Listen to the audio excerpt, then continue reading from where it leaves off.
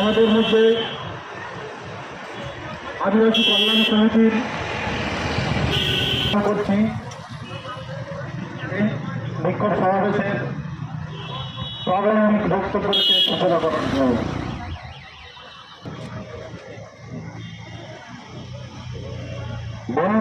Government কলেজের সামনে জমায়েত হয়েছি। আমাদের লাঞ্ছনা চলছে, তার প্রতিবাদে আমরা একটা সিটিং ডেমনস্ট্রেশন এখানে অনুষ্ঠান আমাদের একটা রেখেছি।